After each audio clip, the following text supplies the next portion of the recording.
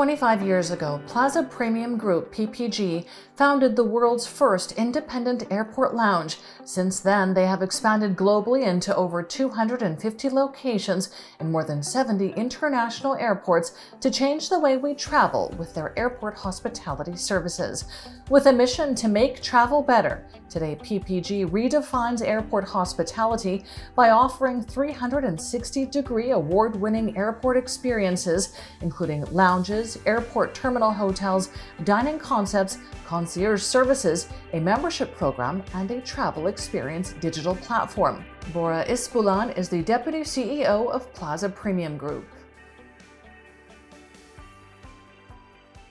And he joins me now. Thanks so much for being with me today. Thank you. What is Plaza Premium Group's strategy in the Middle East over the next 2 years, and what are your ambitions for this region? First of all, thanks a lot for having me today. Plaza Premium is basically established 25 years back with the mission to make travel better. And of course, the Middle East is part of our portfolio of markets whereby we invest a lot. Today, Plaza Premium, we call PPG, has been running operations in more or less 40 countries, from Asia to China, India, Middle East, Europe, and Americas. And part of that global network, of course, EMEA is one of the most important because historically, 30% of the world travel, aviation travel, happens in this region. And especially in Middle East, the flag carriers, they take the aviation and aviation hospitality like a pride, and they have been investing a lot. PPG has been a major partner of all these legacy carriers in Middle East, along with the airports and airport operators. And a part of that strategy over the next 2 years, I expect PPG's footprint in Middle East will keep growing in Dubai, Abu Dhabi, Saudi Arabia, along with Jordan, Oman, and a few other markets. But we're not going to only stop to keep investing in those countries and those airports. Our objective is to really connect the global travelers, whereby they are transiting from Dubai, whereby they will be transiting from Abu Dhabi to the west and east. Really impressive expansion plans. Tell us about the new products and services that PPG is launching to meet the needs of its global customers. Actually, 2.5 years back when the first COVID started, over a less than a month period, our revenue just dropped about 90%.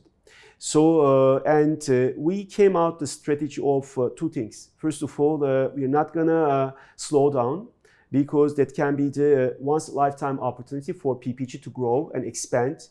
And I'm proud to say that, on behalf of my team, we expand 2.5 times more during the COVID compared to what we built, in the first 20 over years.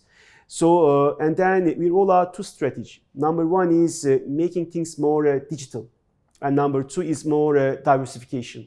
Diversification happened in terms of the new markets and new products.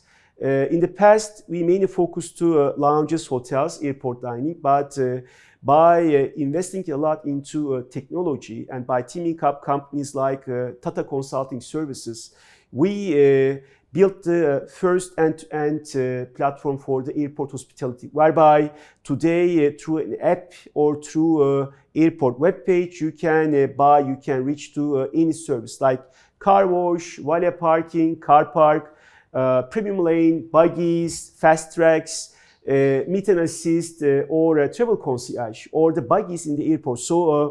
That's, I think, one of its kind in terms of that comprehensive end-to-end solution. We call it TICO, Travel Ecosystem, and we roll out in India along with Hong Kong International Airport. And I hope to roll out that product in the rest of the world. I mean, I believe that will be a quite innovative product whereby the airports basically can fully transform their fragmented airport services into one platform, whereby they can come out with one brand, one experience, one technology, and one solution approach. Tell us a little bit more about the passenger experience. How was it impacted during the pandemic, and what is PPG doing to improve the passenger experience? Of course, when the first pandemic, started, there was a lot of hygiene. and a lot of privacy, because the people want to find a kind of isolated location in the airport. You might remember all these strange, look passengers whereby they are quite afraid to travel. So what we have done, two things. First of all, we provide that hygiene. We make sure that people will not feel bad about traveling, and we fully digitalize all the services, so they don't need to go and touch to the buffet, or they don't need to go and take a magazine from the rack. So everything become more digital. Everything become in terms of with a QR code, they start order their food or beverage. And everything in terms of the in-lounge entertainment became more digital. So PPG actually improved its products and services exponentially during the pandemic, making the most of those couple of years.